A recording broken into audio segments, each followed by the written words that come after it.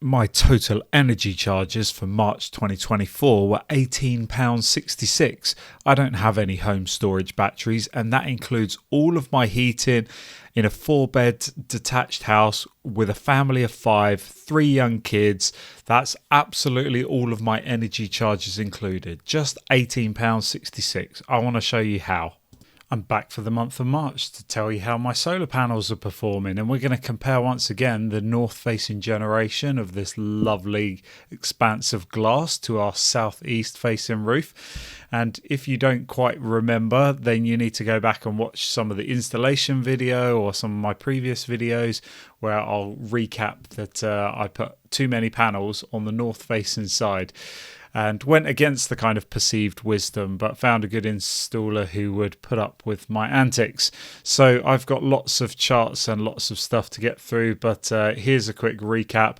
We've got 6 panels on our southeast front aspect of our house, and we've got 16 on the rear. So there's a significantly larger array on the rear, and we've got a Sunsynk 8.8 kilowatt inverter. And so let me lead you through some of these figures. The month of March sees us with a generation total of 532.2 kilowatt hours. I believe this, for most people, has averaged a little bit lower than some of the previous years, but this is still right where I want to be. Anyway, so this shows you our best day over here, 32.9 kilowatt hours, and our worst day right here at 7.1 kilowatt hours, and you'll be able to compare this profile to yours, and roughly you will probably see a similar trend. I'm here in the south of the UK, if that makes much of a difference. As a reminder, we've got 6.88 kilowatt peak on the northwest and 2.58 kilowatt peak on the southeast, which is a 73-27% split. In terms of the generation breakdown, the northwest roof, although it occupies 73% of the solar capacity, it only produced 63% of our generation. Northwest produced 338.4 kilowatt hours, and southeast produced 196.74 kilowatt hours, which may surprise many people. That has shocked a couple of people that have had a sneak peek of some of this data. So what about the optimizers? I put 6 of them on the front aspect, and if you look back a few solar videos, I took a time lapse of the shading from our front gable. This actually shows how much of the solar energy is, so they call it, reclaimed by our Tego optimizers, and it was only 6 kilowatt hours for the month of March, and the total production of that aspect was 196 as a reminder. So to put it into perspective, 3% of the energy was due to the optimizers and 97% was non-optimized generation. Okay, let's keep moving on. Energy produced by module. So this is the layout of the front roof here, and you can see that the 3 that have less shade in do produce slightly more, but it's only marginal. When the shading comes into effect, then pretty much all of them are in shade by that point, so it's not actually as great as you would have imagined. And then this shows the per panel production. So the southeast aspect roof, the average is 33, because these have been rounded up, and so once we combine that all and divide it by 6, the mean is 33 kilowatts, and the northwest roof is 21 kilowatts per panel. Okay, what does that actually mean? So a lot of people were saying that a north-facing roof will generate 50% compared to a south-facing. My northwest is producing 64% compared to a southeast-facing aspect.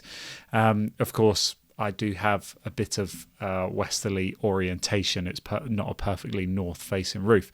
But it just goes to show you that rule of thumbs are great, but calculation and real-world data actually speaks volumes. Okay, our self-consumption was only 225 kilowatt hours. We need to start considering whether we need to install a battery, even if it's just a small one, to act as a small buffer. this may be wise. Our export was 307.2 kilowatt hours, so you can see that we're exporting a considerable amount. This is our profile of export. I didn't put on here the figures for the best day and the worst day, but on this day it was just under 1 kilowatt hour that we generated, that we exported on the 5th, and then here on the 30th we were getting up. I think this one was 19, I can't remember what it was now, 19.1 I think we exported on the 30th, which we're very happy about. This shows the split between consumption and exporting, 225,307. It's a 58-42 split, which I know for a lot of other people who are recording this data and sharing this data, they're consuming a lot more than they're exporting. Then this is definitely flipped and inverted the other way for them with a home storage battery. In terms of financial costs, the self-consumed would be £63 at the price cap rate. The export would be £46. But this isn't really a true picture, and this is why I think some of these return on investment calculators, and dare I say it, some of the other YouTubers sharing their data, this kind of overinflates it a little bit. So let me get into why that is the case. So one of the things I've put in here is Octopus is recording higher than the inverter. So for example, if I manually calculate it from the inverter data, we've exported £46 worth of energy, whereas Octopus is recording 49.09. I should have flipped that into kilowatt hours for you to also see, but this is our import profile on the left hand side, and on the right hand side is our export profile, which I showed you the inverter copy of earlier, just down at 1 kilowatt, and then up here was near 19 kilowatts. Okay, interesting that the figures don't match up, but ultimately I prefer it this way round. If the inverter data is a little bit pessimistic and Octopus is actually receiving more energy, then I'm happy about that. I should do a manual check on our generation meter and compare that to the inverter and see what the discrepancy is, because judging by some of these figures, it's probably about 5% that we're getting in addition. A quick reminder that you can sign up to Octopus Energy. I've done loads of comparisons on against OVO and recently one on EDF, and Octopus blows them out of the water for their innovative tariffs. So if you want to really make the most of your energy consumption, then I'd highly recommend that you jump over. So this one, for example, self-consumed in March, the price cap tariff for my area was 28.75 pence per kilowatt hour. I averaged just around about 18 pence per kilowatt hour because I was on the Octopus tracker. So saving 10 pence per kilowatt hour is a significant saving.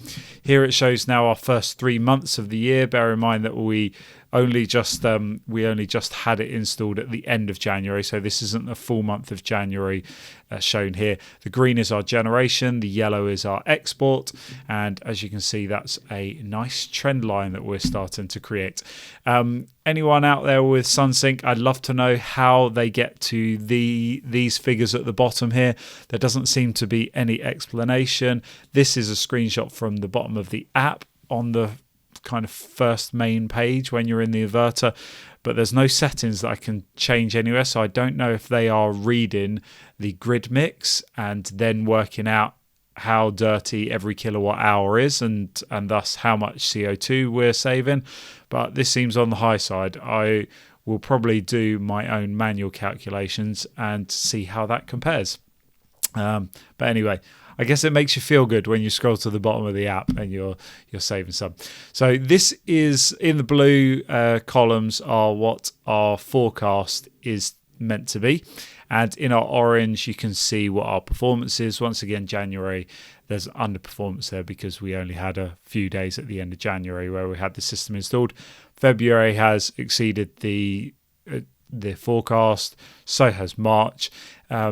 I know that the forecast was a little bit pessimistic because I think we were expecting a bit more shading, and especially as the sun's getting higher in the sky, we're not experiencing that much shading. So anyway, let's say for April, I'd love to target 800 kilowatt hours. Is that too optimistic? Is that too much of a leap? I think that's really doable. If anything, maybe I think we're going to get far beyond 800 if we have a reasonable April. As I said before, a lot of people have said that March wasn't a great month when they compare it to the last couple of years. But here we are, looking forward to May, June, July,